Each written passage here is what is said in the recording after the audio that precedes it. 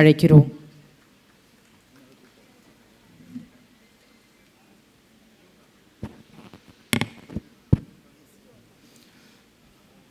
ஆருயிர்கட்கெல்லாம் நான் அன்பு செயல் வேண்டும் என பாடிய வள்ளலார் பிறந்த மண்ணிலிருந்து வருபவன் நான். அதே மண்ணிலிருந்து வந்தவர்தான் படைப்பு ஜின்னாவும். இன்று உலகெங்கும் அந்த அன்பு பற்றாக்குறையாக இருக்கின்றது. அந்த காரணத்தினால்தான் குழந்தைகள் உறங்கும் துளிகள் மீதும் நோயாளிகள் படுத்திருக்கக்கூடிய மருத்துவமனை கட்டில்கள் மீதும் குண்டு போடுகின்ற ஒரு இரக்கமற்ற ஒரு சமகாலத்தில் நாம் வாழ்கின்றோம். அன்பான நண்பர்களே, இந்த படைப்பு அமைப்பு கடந்த 10 ஆண்டுகளாக தொடர்ச்சியாக இந்த நூல்களை வெளியிட்டும் எழுத்தாளர்களை கொண்டாடியும் நலிவுற்ற எழுத்தாளர்களுக்கு நிதியளித்து அவர்களுடைய வாழ்வை மேம்படுத்தியும் தொடர்ந்து வருகின்றது. ஒரு அரசாங்கமும் மற்ற நிறுவனங்களும் செய்யக்கூடிய ஒரு வேலையை ஒரு சிறிய அமைப்பு படைப்பு, ஆனால் அது இன்று இத்தகைய காரியங்களை செய்து செய்து ஒரு பெரிய ஆலம் விருட்சமாக இங்கு வளர்ந்து நிற்கிறது.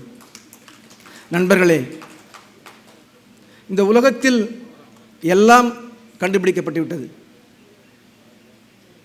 எப்படி வாழ்வது என்பதை தவிர என்கிறார் பிரெஞ்சு மெய்யியலாளர் ஜீன் பால் சார்த்தர். இந்த உலகத்தில் எப்படி வாழ்வது, இந்த உலகத்தில் ஏவுகணைகள் கண்டுபிடிக்கப்பட்டுவிட்டது.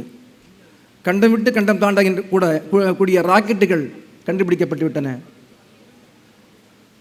5G தொழில்நுட்பங்கள் கண்டுபிடிக்கப்பட்டுவிட்டன. ஆனால் எப்படி வாழ்வது என்பதுதான் சிக்கலாக இருக்கிறது. எப்படி வாழ்வது என்பதை ஒவ்வொரு எழுத்தாளர்களும் ஒவ்வொரு திரை கலைஞர்களும் தொடர்ச்சியாக தங்களுடைய படைப்பின் வழியாக தேடிக்கொண்டே இருக்கின்றார்கள்.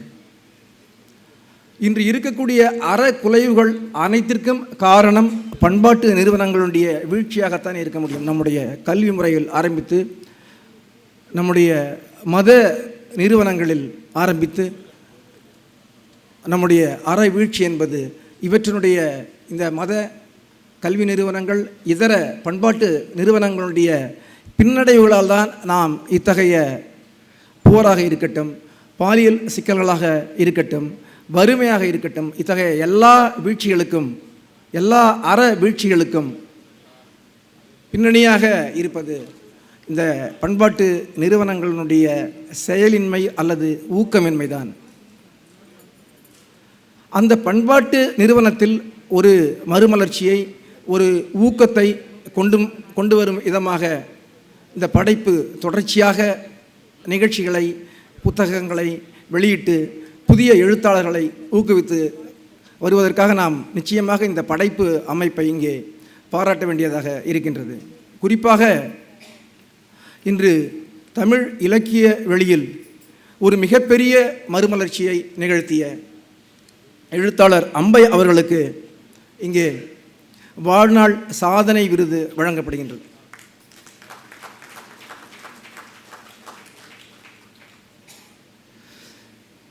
மிக இளமையாக தொடர்ந்து வாழ்வது எப்படி என்பது நமக்கு கற்றுத்தருபவராக அம்பை இருக்கின்றார்.